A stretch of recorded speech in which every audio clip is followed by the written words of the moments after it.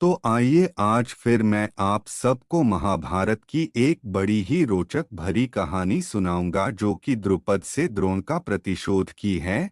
यह कहानी बहुत ही ज्यादा प्रचलित एवं विचित्र है, तो कृपा करके चैनल को सब्सक्राइब करने का कष्ट करें। धन्यवाद। तो सुनिए। जब पांडव तथा कौरव राजकुमारों की शिक्षा पूर्ण हो गई तो उन्होंने द्रोणाचार्य को गुरु दक्षिणा देना चाहा। द्रोणाचार्य को द्रुपद के द्वारा किए गए अपने अपमान का स्मरण हो आया और उन्होंने राजकुमारों से कहा, राजकुमारों, यदि तुम गुरुदक्षिणा देना ही चाहते हो तो पांचाल नरेश द्रुपद को बंदी बनाकर मेरे समक्ष प्रस्तुत करो, यही तुम लोगों की गुरुदक्षिणा होगी। गुरुदेव के इस प्रकार कहने पर समस्त राजकुमार अपने अपने अस्त्र शस्त्र लेकर पांचाल देश की ओर चले।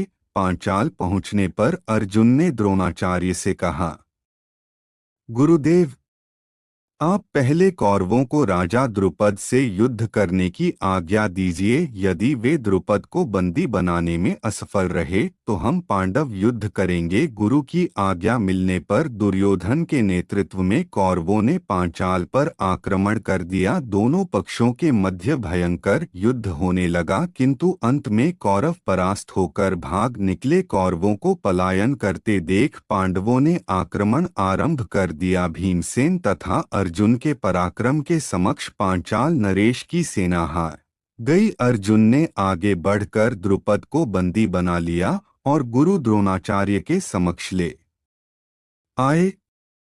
द्रुपद को बंदी के रूप में देखकर द्रोणाचार्य ने कहा, हे द्रुपद, अब तुम्हारे राज्य का स्वामी मैं हो गया हूँ। मैं तो तुम्हें अपना मित्र समझकर तुम्हारे पास आया था, किंतु तुमने मुझे अपना मित्र स्वीकार नहीं किया था। अब बताओ, क्या तुम मेरी मित्रता स्वीकार करते हो? द्रुपद ने लज्जा से सिर झुका लिया और अपनी भूल के लिए क्षमा याचना करते हुए बोले, हे द्रोण, आपको अपना मित्र न मानना मेरी भूल थी और उसके लिए अब मेरे हृदय में पश्चाताप है। मैं तथा मेरा राज्य दोनों ही अब आपके अधीन हैं। अब आपकी जो इच्छा हो करें। द्रोणाचार्य ने कहा, तुमने कहा था कि मित्रता समान वर्ग के लोगों में होती है। आठ मैं तुमसे बराबरी का मित्र भाव रखने के लिए तुम्हें तुम्हारा आधा राज्य लौटा रहा हूँ। इतना कहकर द्रोणाचार्य ने गंगा नदी के दक्षिणी तट का राज्य द्रुपद को सौंप दिया और शेष को स्वयं रख लिया। कालांतर में पांडवों ने बहुत सी अन्य विद्याओं का अध्ययन किया। भीमसेन ने बलराम को गुरु मानकर खंभगदा आदि की शिक्षा प्राप्त की। इस समय तक युधिष्ठिर के गुणों की प्रशंसा देश देशांतर में होने लगी। समय आने पर धृतराष्ट्र ने युधिष्ठिर को युवराज के पद पर आसीन कर दिया। एक और अचंभित कहानी है, भीष्म की प्रतिज्ञा की है, तो सुनिए। एक बार हस्तिनापुर के महाराज प्रतीप गंगा के किनारे तपस्या कर रहे थे। उनके रूप सौंदर्य से मोहित होकर देवी गंगा उनकी दाहिनी जांघ पर आकर बैठ गई। महाराज यह देखकर आश्चर्य में पड़ गए। तब गंगा ने कहा, हे राजन, मैं जहनु ऋषि की पुत्री गंगा हूँ और आपसे विवाह करने की अभिलाषा लेकर आपके पास आई हूँ। इस पर महाराज प्रतीप बोले, गंगे, तुम मेरी दहिनी जांघ पर बैठी हो, पत्नी को तो वामांगी होना चाहिए। दाहिनी जांघ तो पुत्र का प्रतीक है। आठ मैं तुम्हें अपने पुत्रवधू के रूप में स्वीकार करता हूँ। यह सुनकर गंगा वहां से चली गईं। अब महाराज प्रतीप ने पुत्र प्राप्ति के लिए घोर तप करना आरंभ कर दिया। उनके तप के फलस्वरूप उन्हें पुत्र की प्राप्ति हुई, जिसका नाम उन्होंने शांतनु रखा। शांतनु के युवा होने पर उसे गंगा के साथ विवाह करने का आदेश दे महाराज प्रतीप स्वर्ग चले गए। पिता के आदेश का पालन करने के लिए शांतनु ने गंगा के पास जाकर उनसे विवाह करने के लिए निवेदन किया। गंगा बोली, राजन, मैं आपके साथ विवाह तो कर सकती हूँ, किंतु आपको वचन देना होगा कि आप मेरे किसी भी कार्य में हस्तक्षेप नहीं करेंगे।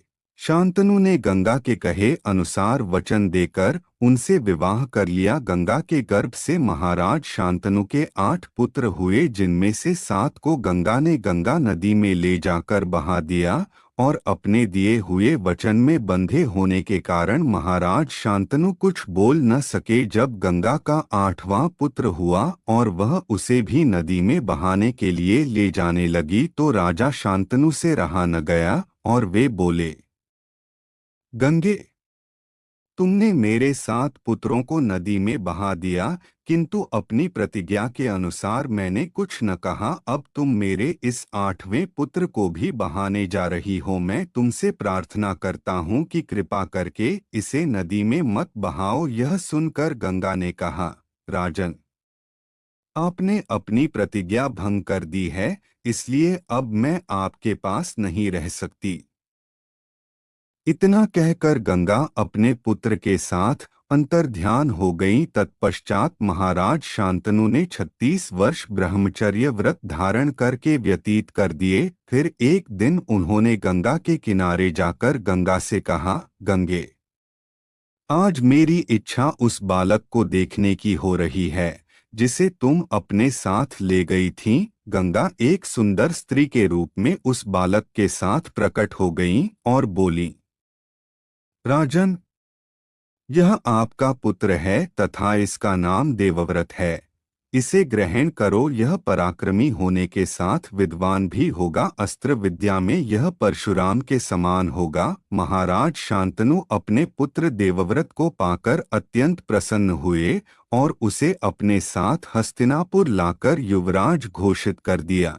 एक दिन महाराज शांतनु यमुना के तट पर घूम रहे थे कि उन्हें नदी में नाव चलाते हुए एक सुंदर कन्या दृष्टिगत हुई। उसके अंग अंग से सुगंध निकल रही थी। महाराज ने उस कन्या से पूछा, हे देवी, तुम कौन हो? कन्या ने बताया, महाराज, मेरा नाम सत्यवती है और मैं निषाद कन्या हूँ। महाराज उसके रूप यौवन पर रीझ कर तत्काल उसके पिता के पास पहुँचे और सत्यवती के साथ अपने विवाह का प्रस्ताव किया। इस पर धीमवर निषाद बोला, राजन, मुझे अपनी कन्या का आपके साथ विवाह करने में कोई आपत्ति नहीं है, परंतु आपको मेरी कन्या के गर्भ से उत्पन्न पुत्र को ही अपने राज्य का उत्तराधिकारी बनाना होगा। निषाद के इन वचनों को सुनकर महाराज शांतनु चुपचाप हस्तिनापुर लौट आए। सत्यवती के वियोग में महाराज शांतनु व्याकुल रहने लगे। उनका शरीर दुर्बल होने लगा। महाराज की इस दशा को देखकर देवव्रत को बड़ी चिंता हुई। जब उन्हें मंत्रियों के द्वारा पिता की इस प्रकार की दशा होने का कारण ज्ञात हुआ तो वे तत्काल समस्त मंत्रियों के साथ निषाद के घर जा पहुँचे और उन्होंने निषाद से कहा, हे निषाद, आप सहर्ष अपनी पुत्री सत्यवती का विवाह मेरे पिता शांतनु के साथ कर दें। मैं आपको वचन देता हूँ कि आपकी पुत्री के गर्भ से जो बालक जन्म लेगा वही राज्य का उत्तराधिकारी होगा। कालांतर में मेरी कोई संतान आपकी पुत्री के संतान का अधिकार छीन न पाए। इस कारण से मैं प्रतिज्ञा करता हूँ कि मैं आजन्म अविवाहित रहूँगा। उनकी इस प्रतिज्ञा को सुनकर निषाद ने हाथ जोड़कर कहा, हे देवव्रत, आपकी यह प्रतिज्ञा अभूतपूर्व है। इतना कहकर निषाद ने तत्काल अपनी पुत्री सत्यवती को देवव्रत तथा उनके मंत्रियों के साथ हस्तिनापुर भेज दिया।